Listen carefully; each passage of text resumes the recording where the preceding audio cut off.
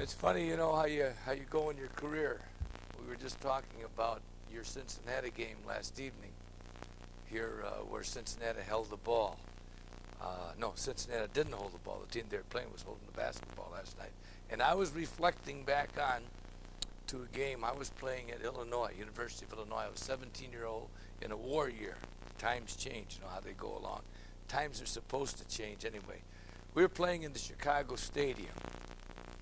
And we're playing DePaul University, and they had the great George Mikan, who was voted the best player in the first 50 years of this century, all right? And they were unbeaten, ranked #1 in the country. We came in from Illinois, 4 17-year-olds and a 4F. Okay, that means a guy couldn't get in. That was our starting 5, all right? And my coach was a fellow named Doug Mills. He says, when we go into the stadium to play and we practice for 2 days we're going to hold the ball. And we held the ball. You know, we'd only take a shot about every, you know, there was no time clock. The score at the end of 10 minutes was like 6-2 or whatever it was. But we had them so frustrated. We had no right being on the floor. We had them so frustrated. We ended up beating Illinois in a stadium before 20,000 people. All right, beat them 40-30. But they were so frustrated. So, you know, sports are funny because I guess that was the strategy last evening and trying to beat Cincinnati University. And this is what I'm on, is strategy, managerial concepts. I've been at it now. I was trying to think. Gee, I said, I've been at it 42 years. I haven't been at it 42 years. I started coaching baseball after I get out of the Navy. I started coaching when I was 23, and I'll be 67 this April. Holy cow. Holy cow. Holy cow. Does that scare you guys? You guys can be doing that too. You know, the nice part about getting old today is you keep coaching. You know, if you don't get out, you got a lot of years left. You're a young man, coach. You're going to be going for another, huh? That's great. And you know, that's beautiful because you guys can look forward to that too. I don't think that, you see, if you're to get out, you're going to die. If you're going to get out, you see, that's an important part of your life, and you're doing a lot of good. So I'm looking at that as I get, you know, I'm still coaching football, 1 more year of football, and I'm into baseball again next year. They tell me if I win 32 games this year, I'll be the winningest baseball coach in the history of the game.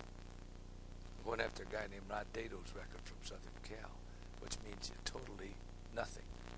Okay, it means totally nothing. It's been my point is I want to stay in coaching, not for the W's and the L's, but I want to stay in coaching because I love it and I love the kids kind of concept. So what I'm going to address you on and the importance of, all right, as we get along in here. Now look, I don't have all the answers, and I learned a lot.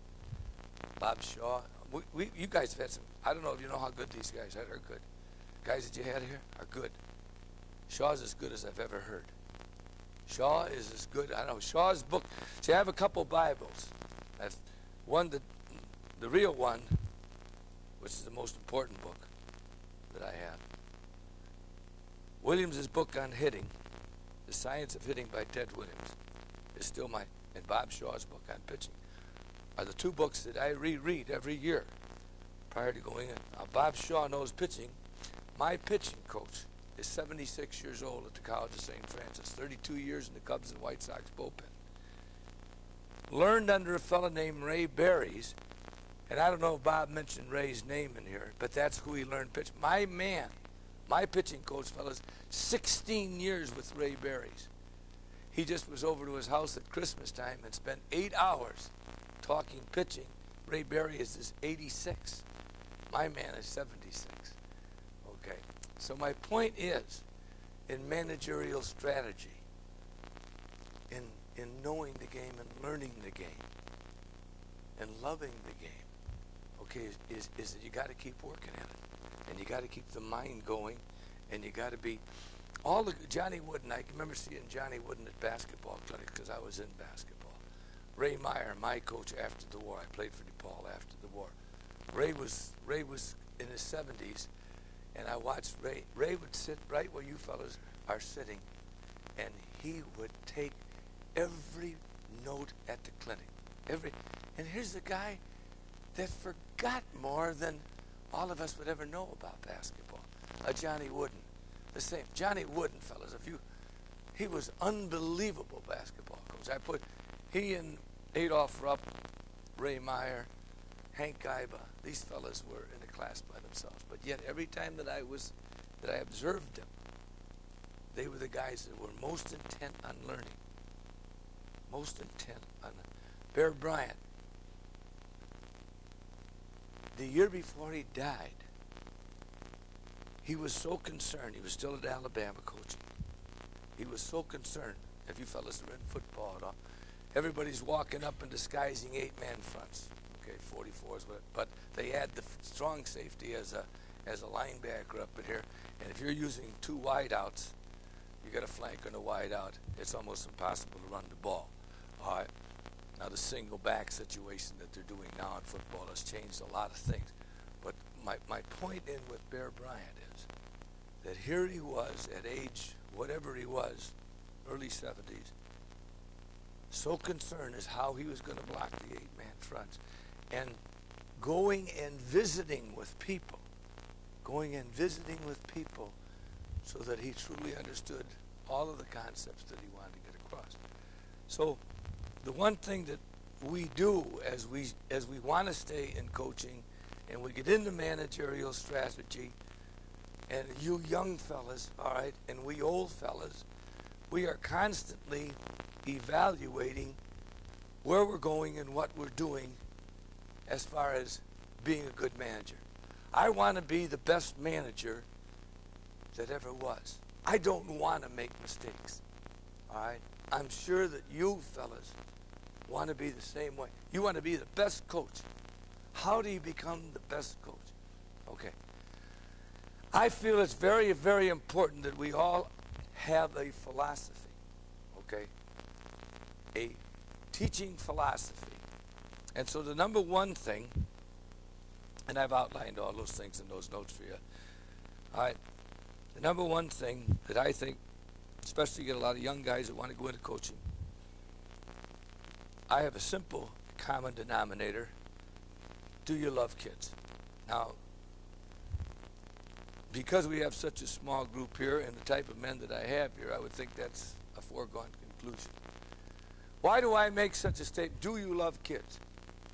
Because a lot of people think that coaching is glamorous. Right, Coach? Do you find that they think, oh boy, this is the, I don't know what the heck's so glamorous about getting a pair of hip boots on, right? Getting that rake out there, because I know it rains here just as much as it rains in Illinois and Chicago where we live, all right? I know what's so glamorous about pulling that rake through the mud, all right? It's the most unglamorous of all coaching positions, being a baseball coach, all right? So I think the number one thing is, why am I in the game? Because if I understand why I'm in the game, and if I like kids, love kids, like kids, and this is what I want to do, I want to make my mark on young people, then I can handle anything that comes, because coaching isn't glamorous. As the kids say, sometimes coaching sucks, okay? There's a lot of anxiety. There's a lot of the hurt that goes in, right? Everybody knows more than you, right? Everybody that comes to the game knows more than you. Am I right? Even your wife knows more than you sometimes, right? You go home at night. My wife comes to all the games, all right? She's more hurt if we lose. We were playing for the national championship. I had 2 outstanding pitchers. Just one was the number 1 draft choice with Oakland. We had a heck of a pitching staff, as good as I've ever had. We finished 2nd one year and 3rd the next year for the national championship and NAIA competition. But my wife, she couldn't talk for 2 days. She could not talk for 2 days. And then on the 3rd day, she asked me why I put in this guy to pitch on the 3rd day. Well, why did you relieve with Coach Gillespie when you had Parrish ready in the bullpen? I don't know if you guys run into those kind of things, but as we know in coaching, everybody knows more than us. The kids sometimes think they know more than us. The kids look through it through their eyes, and we're looking through coach's eyes, right? We're looking through coach's eyes. They're looking through players, and that's all right. You see, the one thing that we've got to understand, that's all right. that they look. How else can they look through it? You guys were just there a little bit ago, and you were looking through. All of a sudden, isn't it hard to go from labor to management? Isn't it, Coach? Huh? Isn't so easy, right? It isn't so easy anymore, right? When you go from labor to management. All right. So you have to have, if you're gonna be in the game for these 43 years, 30 years guessing, if you're gonna stand the test of time, then you have to have philosophy. And it's got to be based on sound, a baseball philosophy. And the first one has to do with the things that I am starting to talk about. All right? Do I like kids? That's good. If I don't like kids, get out. If you don't like kids, or they bother you, then you got to get out of the game. I gotta like the kids, and I gotta want to be with them, because that's where I'm going to spend the time. The number two thing that I think that I see a lot is people can't handle losing. Do you know that people can't? Can you handle losing okay, Coach? You can. You handle losing okay? Doubtful. Coach, you're no war horse. Sir, you can take it. You're sorry. Semi-old. Sore loser. That's all right. That's all right. That's all right. But can we handle the? You know, a lot of people associate their self-worth on their win and loss record. Their self-worth. They measure their manhood on whether they win or lose. I have a friend of mine at our school is the finest gentleman that there ever was. Great teacher, great coach, knows the game, and he'll have he's had a string of 14, 13 seasons, or 15, 12 basketball, and he actually doubts. He actually doubts himself as a person because of the WLs. I'm going to see. We've got a lot of people out here that are rocket scientists. See, I'm not a rocket scientist. Okay, and I don't get into all the I can't punch the computers. I get beat by my kids. I have 33 grandchildren. Try that one out. 33 grandchildren. Now, Nintendos, I have not won a game. You know, all those things, I have no clue what is going on. No clue. I can't punch up anything. So when I make and throw a percentage out at something, you know, I don't have any outstanding feats that I can throw at you. See, you're looking at an old timer that's still using the pencil, and I still draw the circles, you know, I've got to go slow at everything. All right? But I'm going to throw an outstanding percentage at you that tonight or tomorrow there's going to be 50 basketball games played in the United States. And you know what, fellas? 50% of those teams are going to lose. Now, how? Now, that is really marvelous, isn't it, to come from me, get that figure? Now, why do I say that? When you go to that baseball field, we got to be faced with that fact, all right, that we may lose the game. We may lose the game. Now, I've never lost any games. You see? Did you ever see a coach that has never lost a game? I'm looking right at you, youngster, young coach. I've never lost a game. Coached close to 2,000 have never been beat. I ran out of innings a few times, but I've never been beat, because that's part of my what? That's part of your philosophy. You've never been beat, Coach. I know that right now.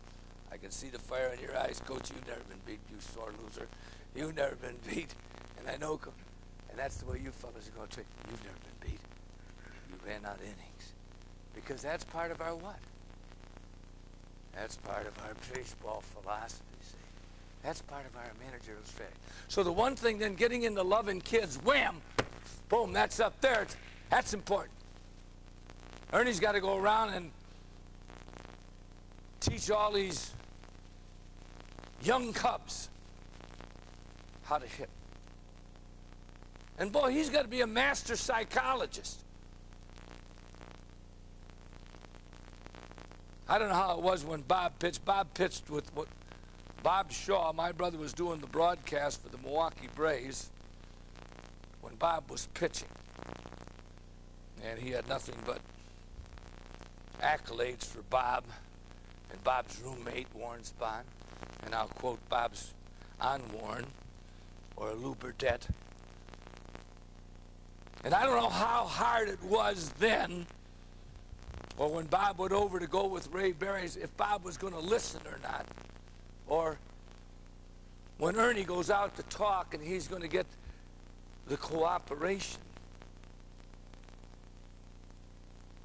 You see, I don't know how that's going to go. See, he's going to have a lot of guys that maybe aren't good. He's got the best. Can you imagine being a batting coach in the major leagues? Can you imagine managing in the major leagues?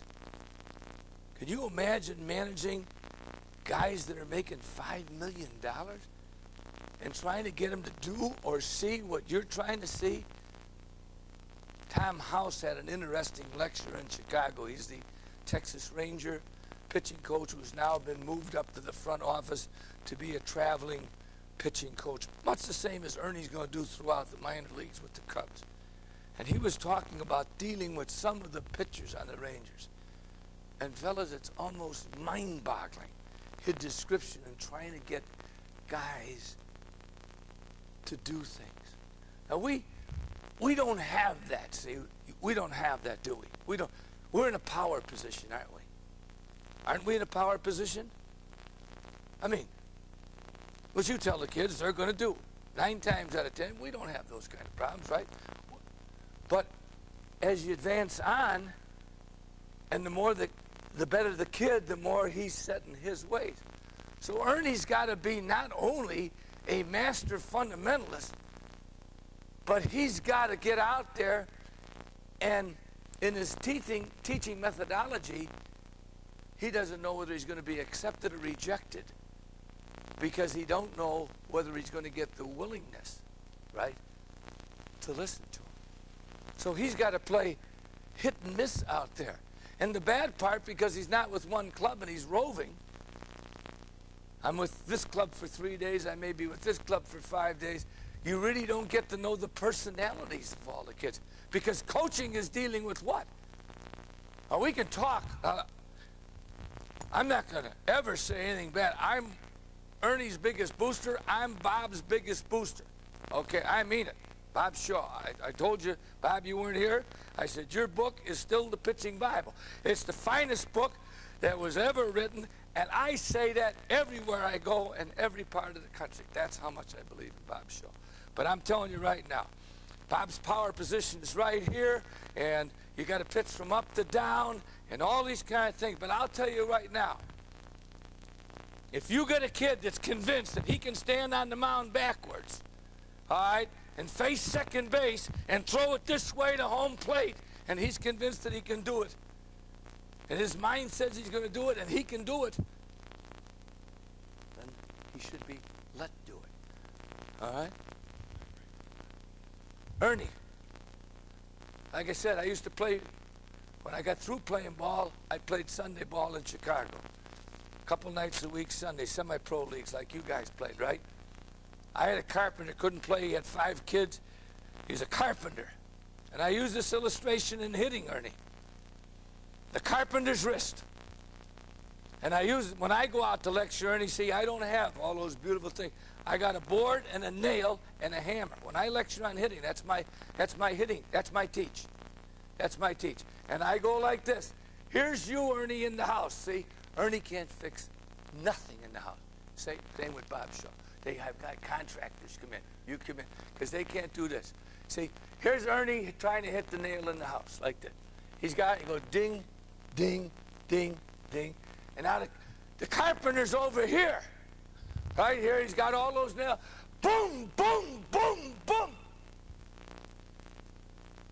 You know the best batting teacher is right there, that hammer and the nail, the hammer. You ought to put that in your little kit. And put it right in there, because that always amazed me. And the reason it amazed me is I played 2 years of semi-pro ball with this guy who wouldn't take any BP. As I thought he didn't take any BP, he had 2 million BPs every week. What was the BP? A hammer and the nail and whop, whop, whop, whop. Because it's all a relationship. It's all a relationship, Bernie. It's all a relationship. So that guy'd pick up he used a bat, fellas. It looked like a cornstalk. The damn thing was this big, and it didn't even, just give me, give me a bat. And up he would go, and whop, whop. Every Sunday, 3 for 4. And I would be out taking BP. I was playing 5 nights a week. I would struggle to go 1 for 4, and every Sunday, he would go 3 for 4 playing with us once a week. And that just utterly amazed me. Why? He knew he was going to go 3 for 4. He knew he was going to go 3. I don't remember what style he had. All I'm saying is, what am I telling you?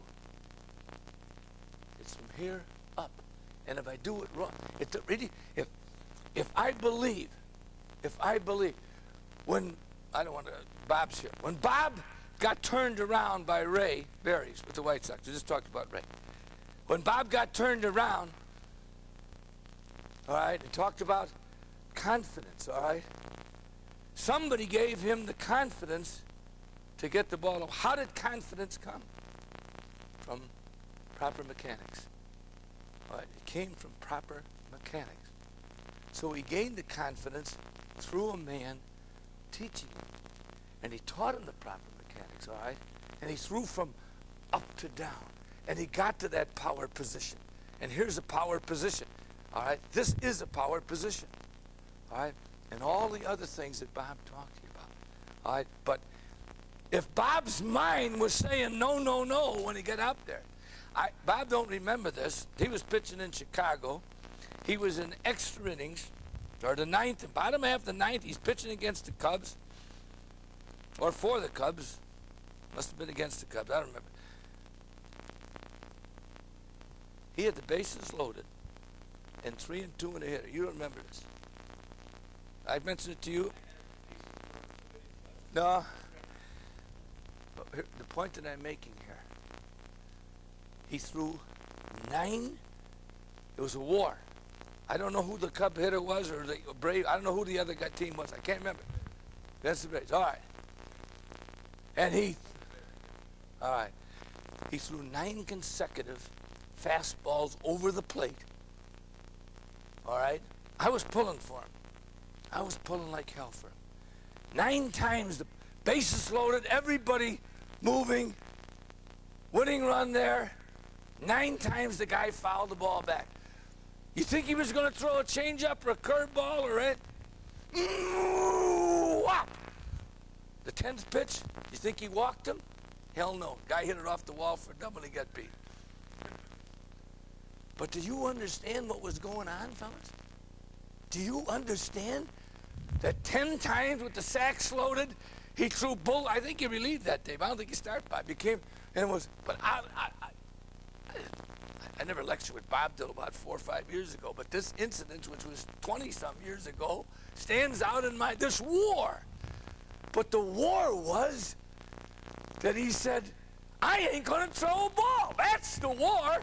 He believed that he was never going. And obviously the guy at the plate says, well, I guess we're into this. But the mind, you see what a mind is? And the mind. And guess what managing is? Hey, managing's hard, right? Because we have to know all of the mechanics of, geez, it's mind-boggling to have these young whippersnappers like Ernie come out, all right? And God darn guy is so smart, he astounds me on hitting. The guy's got it all. I heard him 5 years ago, and I marveled at this young fella. Here I am, this old son of a buck, And this guy knows that hitting. I thought I was listening to Paul Wainer. Boom, boom, and talking about here's the club head and arm down and bang. And that's you, because you got to be the pitcher, the hitter, and first base play, and base running. What's your 30 time out of the box? How fast do you? That's your 30 time. And when you lead off and the crossover step, all right, one versus the other. The arch, do I square it? I got to know base running. I got to know infield play.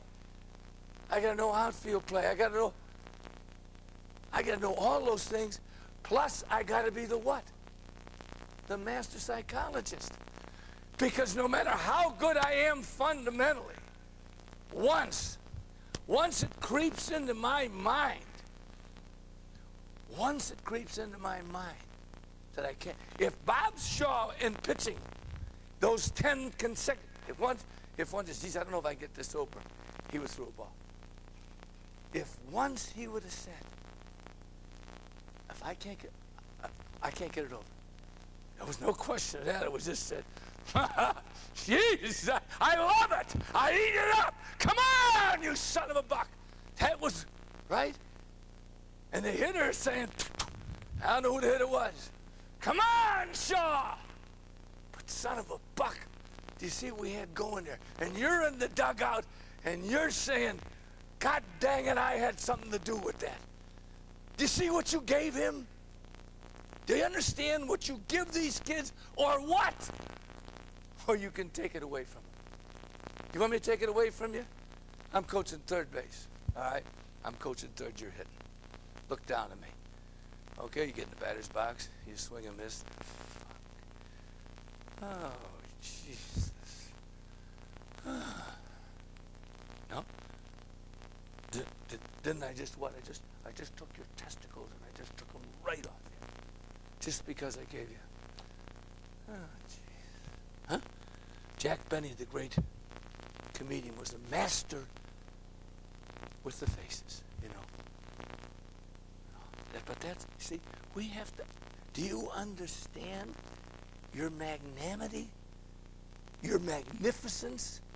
Do you understand how the kids look at you? Here's Jesus and here's you. And sometimes the kids don't even know about Jesus, so there's you. Okay? You're number one. Put Jesus as two. You understand? All right. So in realizing a managerial philosophy, God bless, Bob. Good seeing you. Thanks, Bob. Think about that 10th one where I know if you threw the breaking ball, you'd have got him out. That's a true story, fellas. I can remember that so well because my brother was doing the broadcasting. Chris Everett Lloyd was taught at age 4 that every volley was match point.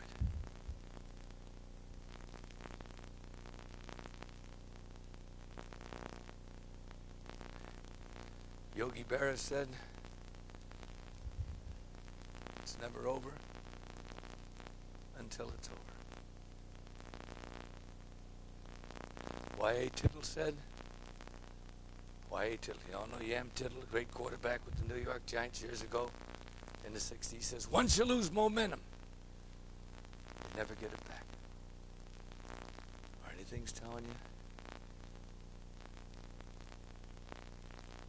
Warren Spahn. I didn't want to embarrass Bob there. Warren Spahn. Who's the toughest hitter you ever faced? Now, I was very close to Warren, okay? I'm asking Warren Spahn. I'm in the locker room one day. We're sitting in there. Spahny, who's the toughest hitter you ever faced? His reply was, anybody with a bat. Anybody with a bat. Every volley is match point. The game is never over until it's over. I don't know if any of you fellas ever saw Dick Butkus play football. He was the greatest middle linebacker that ever was. All right, he was fantastic. Ray Elliott, the football coach at Illinois, was a very good friend of mine, and Dick played for Ray. And the story at Illinois in those 4 years that Dick competed there was that once he stepped over the line, he's talking about the practice field now, fellas, not the game field. He was a man possessed. Now, the players on the University of Illinois did not like Dick Butkus on the field.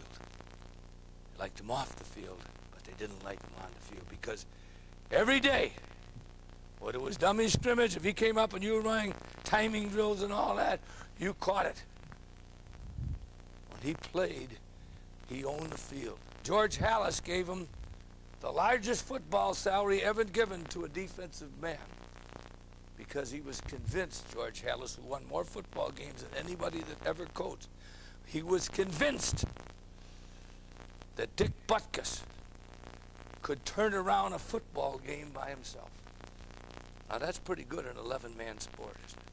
That's pretty good. He was a man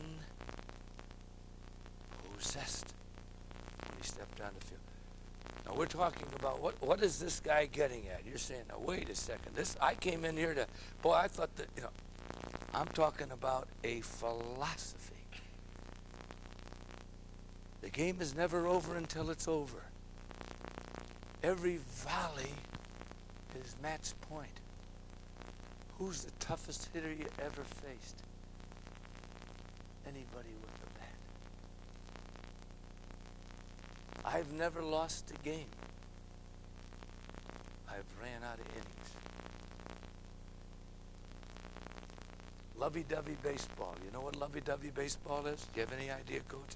What I call lovey-dovey baseball? Just going out and playing. And after I am exposed to it, I want to get to the toilet bowl in a hurry because I want to vomit. I had the great pleasure, like maybe some of you fellas, of being born to poverty, to nothing. Okay? Greatest family in the world, on relief. My dad had a 4th grade education. Okay? We all lived in one house. Grandma, grandpa, aunt, uncle, mother, dad, kids. Kids sleeping in drawers. Born and raised in Chicago. And we played basketball at a playground. I hope some of you guys are talking know what I'm talking about. We had the cinder playground. You couldn't wear gym shoes. You couldn't wear gym shoes because you would slip on the small stones. You understand what I'm saying? So we played 3-on-3, 4 a nickel a game, 10 baskets, and our baseball spikes. And if you won, you stayed in. If you won, you stayed in. And there they would be, that team, that team, that team, that way. At the end of the day, if you were good, you might have won 30 cents, which was like $30 today, right? And you played all day. You screwed around. You know what screwing around is? Coach, you know what screwing around is? Okay? Not caring, screwing around. You screwed around. You got punched out. Okay? Or you got thrown out and you didn't come back. That was serious business. All day long. Okay? Now, lovey-dovey baseball to me is guys that don't want to take anybody out and don't want to play the game. So it was part of our philosophy. When I come to play, I respect you. I respect you. Now don't tell me, Coach, you're going to get 10 on me in the first inning. You got me 10-0. You get 9 on me in the second inning. You got me 19-0. Do you know I'm going to get 20 in the third? Because I'm going to get 20 in the third. All right? The game's never over until it's over. Minnesota's playing Southern Cal. Southern Cal has won 3 or 4 straight national champions. Southern Cal has been beaten once. Southern Cal is down 8-0 in the 9th inning. Winfield's pitching. He's the leading pitcher in the Big Ten at 95 miles an hour. You know how big he is? He was a great pitcher. He's got a one-hitter in the ninth with one out, and Southern Cal has got one runner on base. I mean, one runner has reached base. Nobody's on with one out in the ninth. If you were a betting man, what were you betting? You bet the house, the kids, right? There was a poop, and there was a bloop, and there was a boot, and there was a walk. And all of a sudden, it was 8-3, 8-5. And you know the scenario. And it was 9-8. And Minnesota was beaten, and Southern Cal went on to win the national championship again. The same fella I'm trying to chase to get the record, his name is Rod Dadu. And in one stretch, I think he won 7 national championships out of 8 years, which ain't an easy feat. The point that I'm making is the game is never over until it's over. Butkus walking across the line. Is all of this the same scenario, fellas? And is this your coaching philosophy? Lovey-dovey baseball. If you want to go to a picnic, fellas, do me a favor. That's what I tell my football team. We line up. You know how hot it is, August? You guys have been out there. You know how hot it is? 98,000 friggin' degrees, and you're out there for the third time. And I'm looking at those guys, and I tell them about that red and white tablecloth.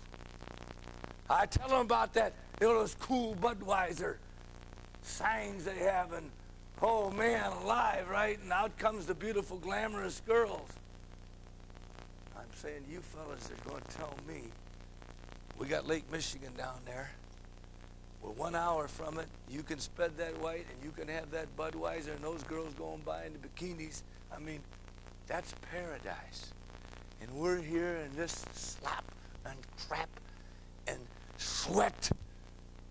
No different in baseball, right? We've been there in the hot and the cold. And tell me it's fun in April, huh? When the snow blowing in your face and you got the ace cap, the gloves, and you've raked for 3 hours and you got that field ready. Now you tell me this is great. It's decision time. That red and white tablecloth, or do you want to be here with me? You know what? I have never had a guy leave. I have never had, and I painted, I said, go, take me with you. I want to go, even in my age, even in my, like this. See, I get the cheaters on, I peek once in a while. Oh, yeah. No? You guys don't do that, right? Don't tell me you fibbers. A philosophy.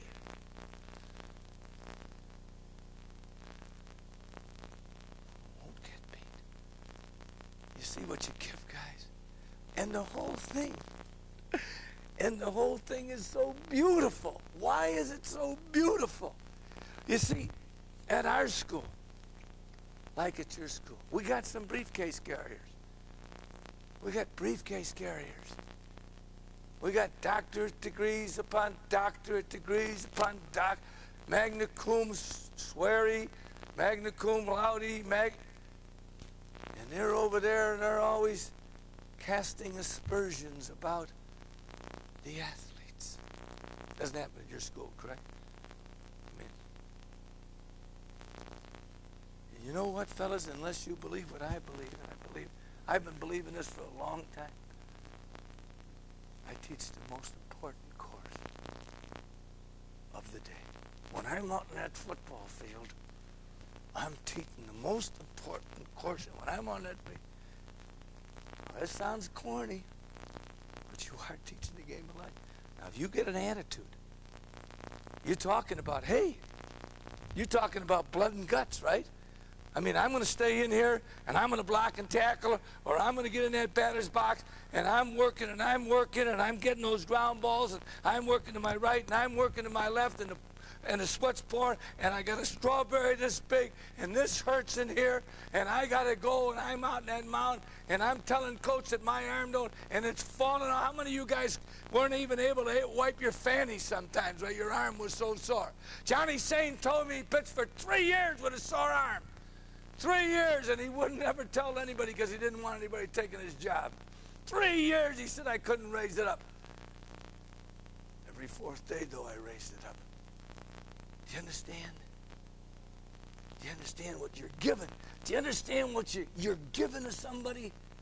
You're giving them the opportunity to go through this and establish the same philosophy that you guys, the hard work, the ethics, this is right. We don't cheat, we don't lie. Goodness gracious, where are they going to hear it today, Coach? The church, guys, is disintegrating before our eyes. How about all these cases we're reading about the Padres and messing with the kids? Doesn't that blow your mind? Doesn't that scare the heck out of you? Do you understand? You're magnificent. You don't see, we get scared when we hear that. We don't want, a lot of guys don't want that. They don't want that. You know why? That's hard. Do you know, fellas, I've never stepped in a tavern in Joliet, Illinois? I like, come home and have a glass of wine.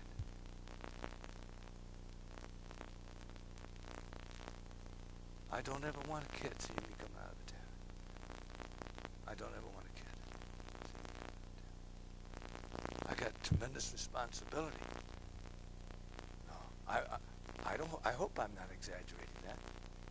I hope I'm not exaggerating that. Okay? Well, you see what you guys are, why you're in the profession? We talked about baseball, but the game's never over until it's over. We just buried my stepson, my wife's son. We just buried him. 18 months we had him at our house, dying of AIDS, day after day.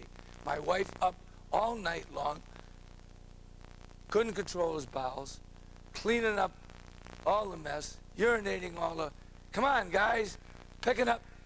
Don't tell me, you fellas have gone through. It's never over. And we were talking about the word dignity. Dignity. My wife never let her son, with the help of Jesus, never let her son lose his dignity through all of that.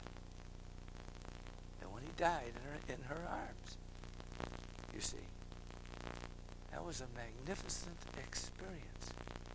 The game is never over until it's over. But she kept him. She kept him alive with his help. And they had this great dialogue and the magnificence of it. She's had to go through the time. But that's, how about the kids who got killed in the cars? Go through, and how about the guys that can't work? They don't know how to work. And you've taught them how to work. See, Coach got me up at 4 o'clock in the morning or 5 o'clock. We had 6 o'clock practice on the floor. You've taught them that. That's a piece of, I've had football, I've had baseball. That's nothing. I know what it is. I've been there. Are you going to tell me History 101 beats what you're doing? Do you understand? To play with pain? How about when you're losing the guts? Your guts are just torn out of there. How about, Jesus. I played with a guy named Freddie Zerwanka in left field. Freddie Zerwanka was 32 years old. He was my left fielder. I was playing with DePaul University. As the war was over, he came back out of Germany. He was in the Battle of Bulge. He had 97,000 ribbons, which he never wore. He had the Purple Heart, this heart, Silver Star. 32 years old. Freddie Zerwanka. He's just got a Christmas card. He's in his 70s now. He just got a little Christmas, Fred and Mary. I never admired somebody, you know, I admired Ted Williams and Joe DiMaggio. But Fred Zerwanka, my Pollock, he was my idol. He was my idol. And I played ball with him for 5-6 years after I got through playing. And Freddie would be up there. And we were playing one day, we were playing for the Chicago semi-pro championship, 1st of October. And Freddie was up, and we were facing that left-handed pitcher. I can remember the guy, Pete Kobar, the guy's name, good stuff, left-handed. And we were up there in a 1-to-1 game, and Freddie was my leadoff man. I hit behind him.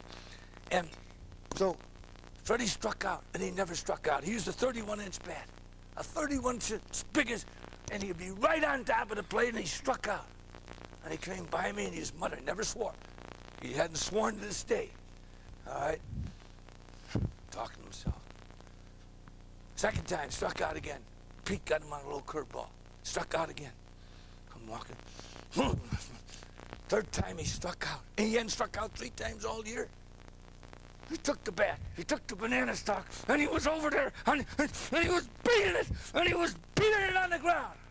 And he says, Gordie, I'll tell you, he said, if I don't ding this guy next time, I'm going to take the next pitch right in the face. I'm going to get right at home plate. I'm going to take this pitch right in the face.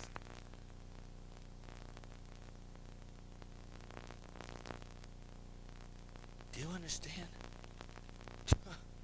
Do you understand?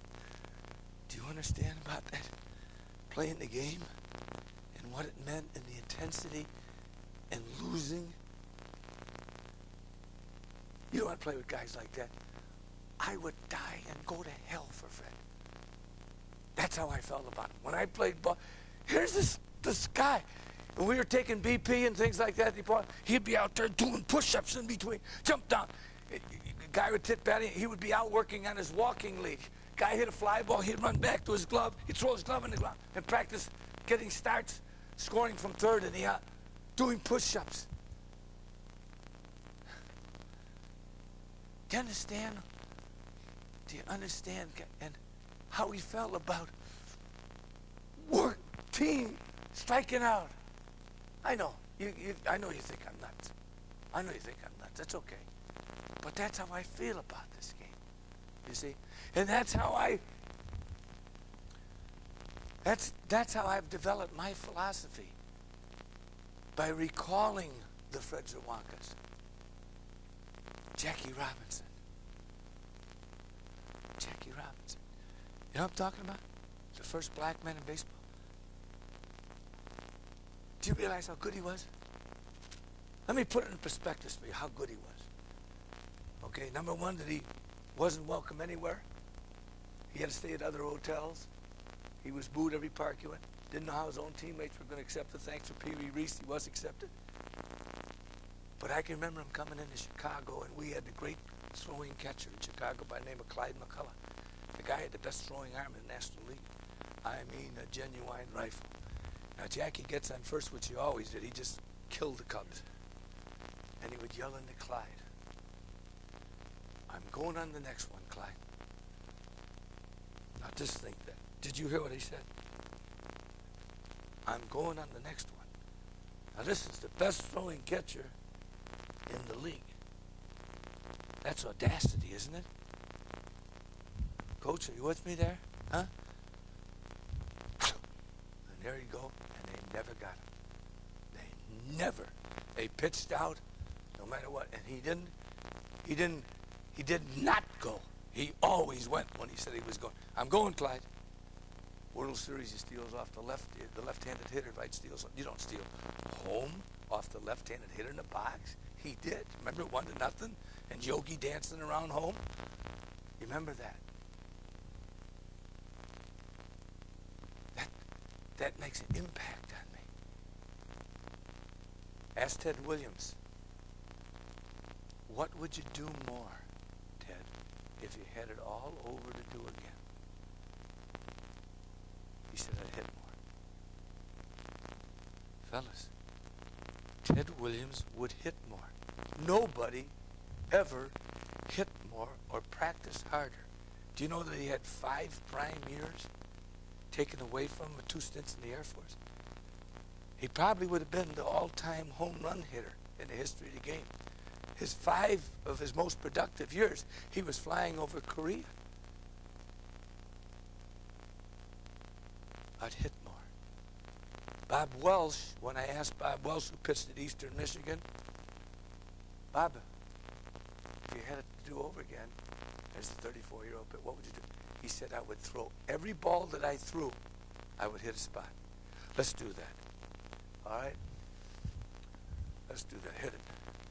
Hit that spot there, will you, fellas? Right at the top of my fingertip. Hit this spot over here. Hit that spot there. Hit the top of the microphone, will you, please? I know I could take this ball right now and hit the X out of the exit sign. I ain't going to do that because I'm in serious trouble. You can't do it. You know you can do that, Coach. You know why Coach can do that? Because he's pitched 80,000 friggin' hours of BP. Am I right or wrong? Have you? You're the only guy who can get it over, so you pitch it. He can get it. All right, but they're young guys. They're young guys. You are the veteran. We're going to praise you if those young guys earn their praise, all right? Coach, you're the only guy who can get it over right. You can hit the dime. You can hit a cockroach. You can hit anything. No, tell me. That's a fact.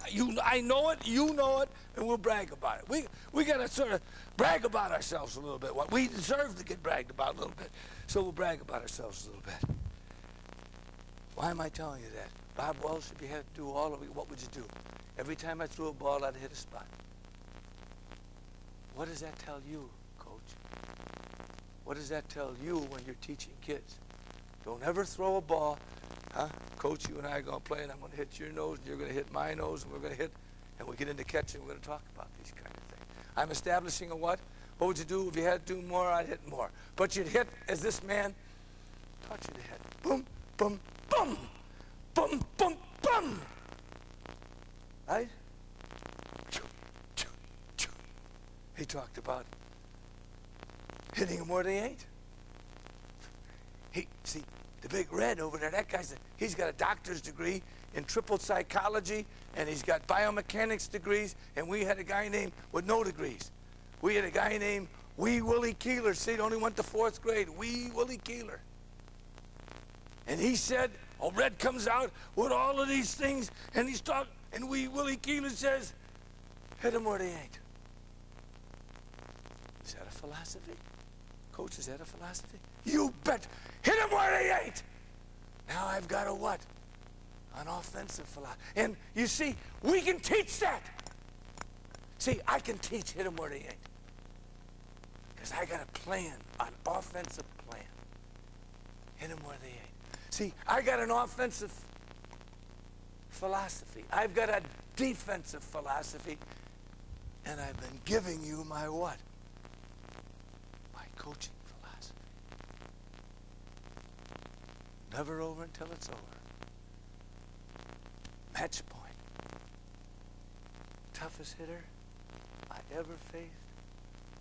Anybody with a bat. Bob Shaw, in describing his roommate Warren Spahn, he could hit a gnat's ass. Fellas, do you realize what hitting a gnat's ass is? That's pretty. Did you ever see Spahn work? He could work. He worked it that way, guys. He worked it that way. 5 consecutive years he had the Golden Glove. 5 consecutive years, never made an error, and pitched more innings than anybody in the game. Ernie pitched more innings than anybody in the game in those 5 years, never made an error. Accident, great fielder. By chance, Brock and Wills, 2 best race runners at that time and part of the 5 best of all time. How many bases did they steal off of Spahn? Coach.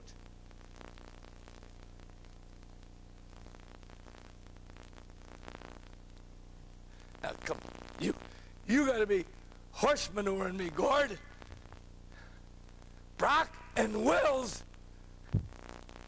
didn't. What is this guy giving? I mean, we don't know. Where are you getting all these names, Grandpa Gordie? I mean, you're throwing out Yogi and Spahn. We don't know about these guys now. Are we backing all those? Because it has what to do with what? I'm talking about a psychology of what? A philosophy of what? Of defense. Defense? What do you mean defense? You win basketball games on defense, son? I said 4 years ago, because I used to coach that goofy game, the Bulls will never win a championship. And I told my sports psychology class why. because they don't want to play at both ends of the floor. Everybody wants. How many guys play basketball here? Everybody play basketball? You all play basketball? Was there ever a time that you didn't want to run down and shoot it on offense? Everybody wants to run down on offense, huh? Did you ever play with guys that don't want to run back on defense? I did. I had a forward playing opposite me at DePaul University. That sonbuck used to be up in the front line. I'd have to guard the forward back here. He was a forward playing in the front line. And that sonbuck, the guard would be passing the ball back and forth. He'd flash at the ball and then stand there. We'd fight like hell, 4 versus 5, and he'd be down there in the fast break about 2/3 of the floor down there. That was his idea of the game. That was his idea of the game. The Bulls started what? The Bulls started playing defense, and now they're what? Probably the best defensive team in the game right now. I don't know if they are this year. They've been struggling this year. The Bears, Chicago, when their heyday was under Mike, they won a chance. Great defensive team. My buddy Ryan left. Nobody knew how to teach the 46. Nobody knew how to teach it. Chicago. They don't have the slightest idea what the 46 is. They know how to line it up, but they don't know all the concepts of it. Buddy Ryan is do you know Buddy Ryan is a genius at football? Nobody will hire him because of his personality. I hope he gets hired. But he's a genius. He is an absolute defensive genius. All right? Defense. What's your philosophy of defense? I just talked about a philosophy of defense. I talked about pitching. Do you realize, now we've got a philosophy of we talked about all that give and take and the psychology and caring, and I'm going to get these guys, every practice are going to be, we're going to go and I'm going to go and we're going to work and we're going to work and we're going to work and we're going to work. We're never out of a game yet. We're going to cry.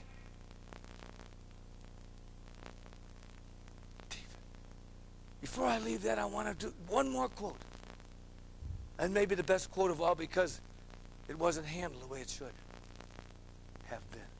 St. Vincent. St. Vincent Lombardi. I think he and Bill Walsh might have been the best 2 football coaches the last 40 years. All right? I had to rate guys from a football perspective. All right? I like cerebral people. Bill Walsh was, when he was doing the color, he was here and everybody was here. And that's where Vince was. But he says, you know what? You know the quote. You know the quote because this is part of our philosophy, guys. He said, when he came to the Packers, and he was talking to the Packers, all right? He said, men, losing is worse than death. And man, that hit the papers and that went around. And boy, educators, you know, they got the briefcase guys. Oh, the briefcase. Oh, the briefcase guys. The Dewey system and all these, all the people that don't know what the hell's going on. All right. Oh, we can't have that among our kids. I mean, we can't have the kids losing. I mean, they've got to be good, good. Do they have any idea what they're talking about? You're a hard loser, coach, right? God love you. I'd like to just, boy, you and I want to come over and help you, coach.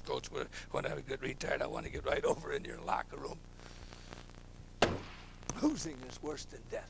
You know what that means? That means that we have that feeling among us. We get beat. We get beat in the quarters of the districts. All right? And we have learned what it means to be a team, right, Coach? You understand what it means to be a coach, what it means to be a team. And we're in there together. Hey, man, I like when I never told the kids on my football team, grown men, 20, 21 years old, we got kids up there, 250, 260, and I got a black kid and a white kid. And those guys, and I love the lineman's hands. I love the blood coming down the lineman. See, that's my John Madden in me coming out. And I love in the dirt and the muck. and those big linemen, and they grab that hand. And I got Binkowski over there, and I got an Irishman, a Polak over here. I got a black kid, and they all got those hands in that, and they're looking up in there. That son of a bitch, there's something for that. You know what I mean? And they're going to go up there, and they bust up to that line of scrimmage. We're going to do some good up at that line of scrimmage. We got, geez, you know, it kills me, guys, when we punt a football 4th and 1. I have never punted a football 4th and 1 in my life, and I'm going to my grave never punting a football. If we can't make a yard, do you understand? We can't, they're telling us we can't make a yard. You understand what I'm talking about here? That's the idea of a team. Now, the other way, you can imagine Buck is saying, are you going to get that yard? You understand what we got going? And then Vince telling you that losing is worse than death. But he said, you see, when you become a team, that's what it feels like, right? Coach, tell me the bleeding. I've been there. I've been there, guys. I've been in the World Series 15 times. I'm telling you, I've been there. I know what it is to get beat in the bottom of the 9th with a home run. I know what it is to throw a pitch. I know what it is to strike out. Striking out Freddie Zerwanka. He was striking out in the 1st inning, and he wanted the ball to hit him in the face, for the Christ's sake. That's the kind of players I want to have. Understand? Now we got a team. And that's what Vince, you see how he turned it around up there? He turned it around up there. That was his what? First thing he did when he went to the Packers, you know what he did? That's the training room door. That's the training room door. He took 2 boards, 2x4. Wham, wham, doom, doom. No one's hurt. No one's hurt. No one. You see pictures of Nitsky running on one leg. You see Horning running on one leg. You see. But isn't it how many times did you play hurt, Coach? I know you played hurt. You played, you couldn't walk. I worked with Bob Hope. Bob Hope was going through stage fright. Can you imagine what I'm telling you? Bob Hope had stage fright. He had boards taped on the back of his legs. Now, picture this. Will you guys picture this? Boards, Pastor. Push me out there. I'll be okay once I get out there. What's that got to do with Vince Lombardi and a mindset? It's all the same. Do you understand? It's all the same kind of stuff. And you know the disturbing thing about it, or not? Look, you're getting squirmy, right? See, you're getting squirmy because this buck's going to stop at you. This buck stops with you. Because you've got to create all these things. See? Is it all right to win? It beats the shit out of losing. Is it all right to teach kids to want to win? See, people aren't sure. Well, what's wrong? What's wrong with winning? What's wrong with, since you were 3 years old, you wanted to win the checker game with your dad, and your dad wanted to beat you. That's part of it.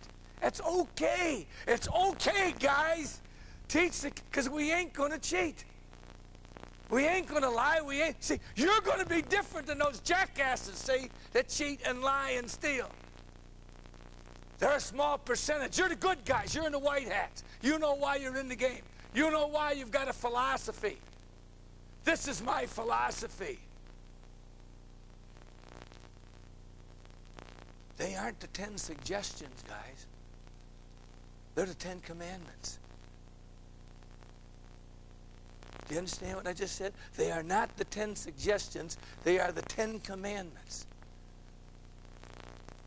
And who's going to tell the kids right from wrong if you don't? The trouble is you can't say it. You got to live it. And that ain't easy all the time. And that ain't easy all the time. Philosophy of defense. 65% of all games won in the last 10 years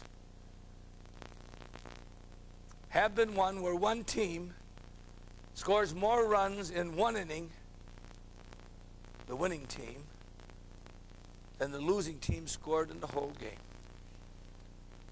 Well, I'm getting in Ernie's category now. See? I'm getting very cerebral. We had a tough time. Now, Ernie's cerebral. Tom House, Dr. Tom, in Chicago, this guy was way out here. And then I get up and give him my 50% of the teams playing tonight are going to lose. I mean, that guy's all applauding me with that one. Good going, Gordie. We knew you'd get something right. Then I threw out this 65% of the teams winning the games scored that all in one inning. A philosophy of what? Defense. I got it. I got it. I got the premise. If this is, let me throw this one at you, Ern. If this is true, then this has got to be true, and that's called a syllogism. You didn't get that one over there with you guys, brainy guys over there. So if this is true, then what are we going to do? We're going to what? Prevent the beginning. So we got that as a what? That's a premise. That's our number one premise. We're going to prevent the beginning. Because you got that one, you got that one, young coach. Because now you're going to be a defensive coach one. Okay? All right. So now we get into infield depths. Because now you start playing with the mind. Do your kids truly understand when you call out infield depths exactly what you mean? Oh, they know by positioning. Oh, coach came out yesterday. Coach came out and he measured it off. This is normal depth. He had me stand here. And he said, now I want you fellas, we're going to move you in halfway. And he showed a stat and he took us 1, 2, 3, and he said, this is halfway, right? Now I'm going in this way. And this is halfway. Then he said, this is all the way up. Now, when I signal green, white, blue, green, we're going to, normal, white, we're going to have, but that ended it. That ended it. All right, number 1 is normal depth. Number 2 is halfway. 3 is all the way. 4, we're in a combination, right? Flanks up, middle back. Whew, we got that. Now, each one of those things have a significance to the kids. When you say 1, 2, 3, 4, you just give them the Gettysburg Address. Because they understand exactly where you're coming from, coach. Okay? They're at normal depth. They're at normal depth according to the what? To the hitter. Because normal depth isn't the same in every hitter, right? Mickey Mantle's up, I'm on the lip of the grass. Only problem, I couldn't play in the lip of the grass because he was the fastest runner to first base. He ran the 30. What's the 30, coach? Young coach. He ran the 30. See, I use all crazy stuff. What's the 30-yard dash? I'm picking on it. I ain't picking on it. I'm having fun. Home. I like to give you a kiss in the ear. He got that right. Home to first. That's what? 30 times. See, I get tired of those football. See, those football coaches walk around. They're smart, you know, those football coaches, because they always talk about their what? Their what time? 40 time. Yeah. Well, we baseball coaches, we got to fight back. See, Orney's going to go around that Cub organization over there, and he goes, all of them, what's your 30 time, son? See, he's getting older now. What's your 30 time, son? The guy says, shit, what do you mean 30 time? 30 years old? What? See, they don't know. But now we've established what? How fast I am from what? But you know what? Think back. How many guys emphasized how fast we were from out of the box? How many guys can run good out of the box? Now, we practice running out of the box all the time. We're quick out of the box because I say, what's your 30 time? Once every other day, I say, hey, Bill, what's your 30 time? I'm a lot faster, coach, or something. We kid. See, and we steal the second, we say, what's your 25 time? Because I got to subtract 10 feet plus the dive, right? 10 feet, and I dive there, so I say, what? What's your 25 time? That comes into offensive baseball now. Because we were talking about depths, and we were talking depths according to who's at bat. Depths according to who's at bat. Strategy, all right, 1. Now we got some strategies. Guy at third. Coach wants us at normal depth. This run isn't a triple, it's double. second and third, first inning, 1. Coach wants to play. I understand. Bill understands, Joe understands, all these guys understand, because we are going to what? We're going to play back, take an out. If in doubt, take an out, right? If in doubt, take an out. So we're going to take the ground ball, but we're going to prevent the what? The beginning. Now, by you saying 2, now a guy gets the third. By you saying 2, we just gave him a dissertation. We came halfway. I haven't the slightest idea why I'm here, but I guess I'm supposed to be here for a reason. I call this either or. It gives a significance to 2 halfway, either or. I'm either going to do what? Go into here, or I'm going over there, depending upon the ball. But the kids understand. It's an either or. That run over there, is it the deathbed? No, because I said what? It's an either or. Now if I go in all the way, I call it what? Do or die. Is that run critical? Yeah. So did you understand, without saying anything, and just by giving depths, I've already described where we're at and what we think about the runner being over there. I know. We got runners on first and third, first, second, or third. And I go to a 4. What's a middle infield back? Is that run over there do or die? Are you going to play there in the 9th inning, bottom half the 9th, runners on first and third, 1 out? Are you going to play a 4? Are you going to have your middle infield back? Coach, right here. Because why? I mean, we can get double play, right-hand hitter. Oh, right-hand hitter, so you ain't gonna take a chance, right? I agree with you. You got to come in. We can't gamble to get the double play, all right? Now maybe we got a sinker ball pitcher and that guy can't run a lick, and his guy forces all ground. Maybe we might go to a crazy 4, but we might, okay? But we've told the kids, saying they understand fully the significance of where we're at in trying to prevent the beginning. How many ways can you score from third base?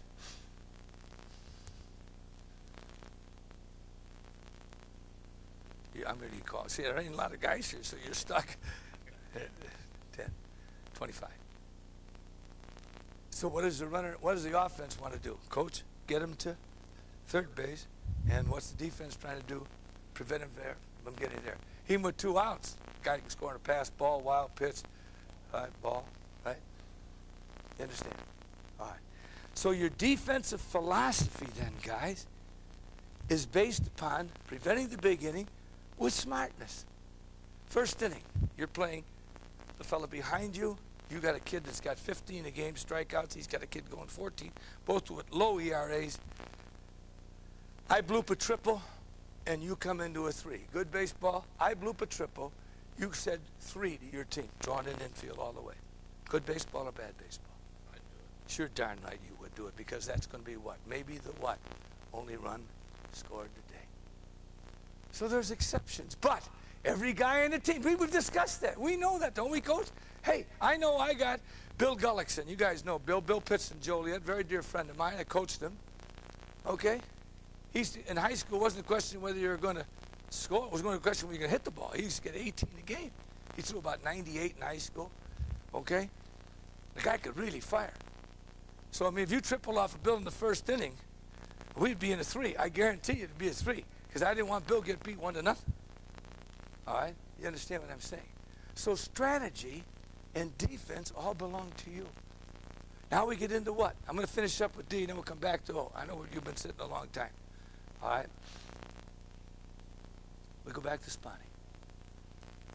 Now what was I told? Why did I? Yes, I'm a Warren Spahn fan. But the reason I use that man as an illustration is because of that, number one, that famous quote.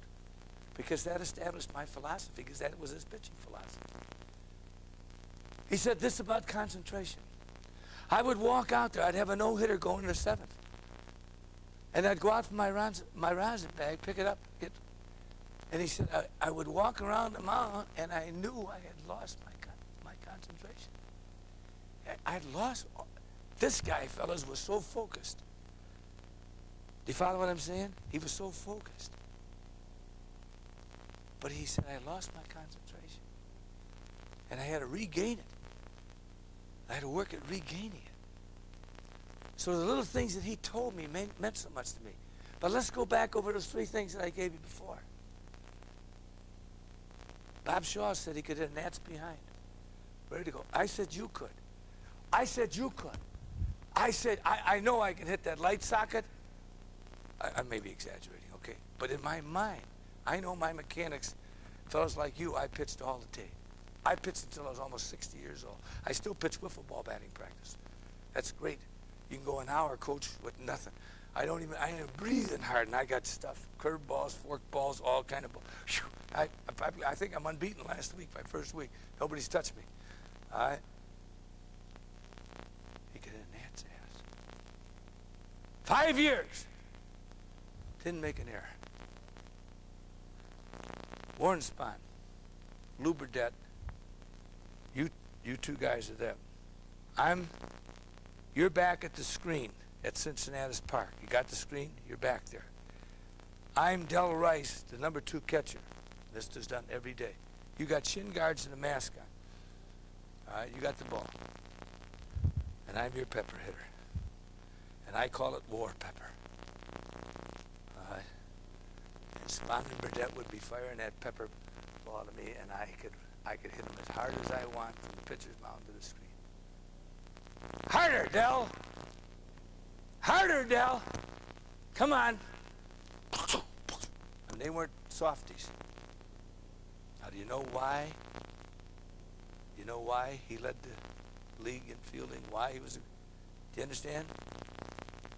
Now let's go to the other phase of it. All right, you got it. I talked to Newhouser. Remember Hal Newhouser? You guys ever hear of Hal Newhouser? He used the glide step, and he was one of the great lefties in the game. That's got to be my. Do you understand that, Coach? He used a glide step, left-handed pitcher. So he was quick. He had the best of both worlds. So if you're going to gamble on his toe, if you lift it, if you're going to run on the lift, he still was quick to home and had a chance to get you there. I think he's in the first 5 of all-time winners. Rock and Will's never stole a base. Greatest fielding pitcher in the game, and I could hit a Nat's ass. Can you teach that? Could you teach that? Is that teaching? Is that a teaching absolute? Yes? No? No? Yes! Every one of you guys can teach that. Now, God dang it! Your first time you've been wrong today. Because those are 3 things that I can what? I can teach. Can I teach pitchers to be great fielders? Yes. If they're normal athletes, okay, I mean, you can't take a kid that has no athletic ability. Right? I can, what did I just tell you about Spahn? Come on. Wham, wham, wham. Over the base.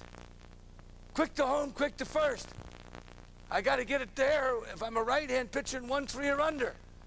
1-3 or under, right to home. 1 to first or under. I can be 1 to first if I'll throw like a catcher. You got a short arm. You're going, did you ever see a guy get a guy out here? Only if he fell asleep over there. There's not such a thing as a long arm to first base if you're a right-handed pitcher. This is a no-no. Nobody's going to get anybody. You got to shorten it up and be quick with your feet, right? Yes. Can I teach that? Yeah. How long does it teach to stand against the wall? All right? You throw from the wall. I got to throw from here because I'm going to do what? Hit the wall. So I can shorten guys up just by putting an obstruction there. Shorten up. I use Dan Marino. Right? We can all visualize Dan Marino. That's how a pitcher has to throw to first base. That's how a pitcher should pitch anyway. Can I teach control? Yeah, but what? Proper mechanics. Fellas, you said you could hit, Coach. You told me you don't throw a ball, don't you? Why? You weren't blessed with that. You didn't walk in and say, you know, your first years of coaching, you struggled too. I did. Fellas, my pitching coach, truly, was 60 with the Cubs and White Sox. Threw 300 balls a day with no catcher. What did that mean? No catcher. That's a little harder back there, right? Fellas, all right? I can hit that thing right there, all right? Now, I ain't going to do it twice because I just did it twice. You didn't see what I did. I should have got applause for that. Nobody will even gamble doing that, what I just did. I 3-2 and hit the bar for you. I'm putting you on. But I ain't going to throw 3 because I'll miss the soundbuck over there, and I'm going to quit a winner here. But that, do you understand the point that I'm making? That's teachable. We said we used a percentage before of 65%, right? Wins. How much percentage is pitching in baseball? 75, 80, right? You'll rate it that high. And we're talking about not offense, but we're talking about defense. Defense. Woo, defense, right? Woo, you get all fired up when you're football, boy. On basketball, I want to go, huh? Some of the greatest matchups I've ever seen. Oscar Robertson versus Jerry West. All right? Michael Jordan versus the guy from Detroit when he'd beat him up every day. Or three guys guarding Michael. All right? That's exciting stuff. If pitching's 80% of the game and you can hit a Nats behind and you don't see the base stolen off you, I understand what I'm talking about, and you field 1,000. Are you going to win? Why was Spahn the winningest pitcher in the history of the game? Because he did those three things. Plus he had the Freddie Zerwanka that I was telling you about, right? Because he felt like Vince Lombardi. That losing is worse than death, right? Losing is worse than death. That's the way I got to go out to compete, right? You ain't going to beat me. It's never over until it's over. Who's the toughest hitter you ever faced? Anybody with a bat. Wham, wham, wham. Do you understand? This is what, I ain't selling you. You got to sell what? Them. Will they respect you? Will they love you? Will they ever forget you? Will they ever forget you? Fellas, tough love. You know what tough love is? You know what tough love is, Coach? That's when you got to say no to your daughter when she wants $1,000 bucks. All right? That's tough love, because you know she ain't going to spend it right. All right? Tough love is saying no. Tough love is discipline. Tough love is saying getting in at midnight when you should be in at midnight. That's tough love. No, you can't. Tough love is discipline and work. That's tough love. Now, I'm telling you right now, you guys that are through the years, and this coach can tell you, and that coach can tell you, and this coach can tell you, how many guys 5 years after, not 1 year after, not 2 years, 5 years after, 10 years. I had a kid come up to me, and I'll finish with this one for this session.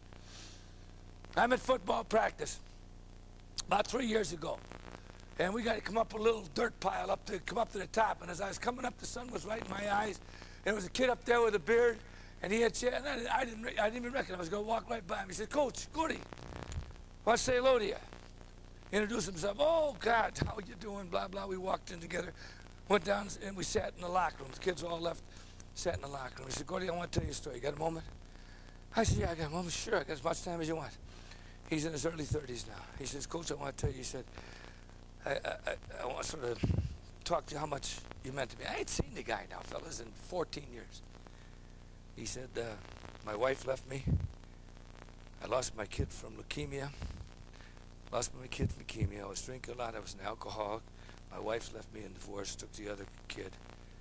And I want you to know that 1 week ago," he said, "I had the gun up and I had it right in my mouth, right here. And he said, I recall something that you had said when we were together playing football here at the school." He said, he said, "So I wasn't afraid to pull a gun, Coach." He said, "I was ready to pull a gun. I wanted to pull a gun. But you talked, something about giving up or quitting or never." He said, "Pull it out of my mouth." And he said, I knew that day I'd never take another drink. And I am going to get a job. And I am going to try to get my family back together." He shook my hand. I ain't seen him since. But you understand what I'm saying about your impact, your significance, the thing that you're teaching, and all these kind of things. And this is tough love. And the teachers that they remember the most are the teachers that made them work, that gave them these values. All right? And that's our role. All right, we'll come back to offense in a little while, guys, okay? Thank you. I'll have a 10-minute break, and then I needed to get rejuvenated. I got to get my Geritol, and these guys, now I'll have somebody lead me in. So, see, when we come out to the field, my coaching staff 76, 66. This is no BS. 67, I'm 76, 66. Then we have the youngest coach is 50, Tony Delgado. He brings the other three of us onto the field like this. We come out like this. Old Joe. Joe's got Joe, I got to tell you about Joe. Joe has an artificial knee. He has an artificial hip. and 2 triple bypasses. And he's still going strong. He's like a Duracell battery. All right? So we come out to the field together. So I'm going to have to we'll be in here in about 10 minutes. You guys can take a blow?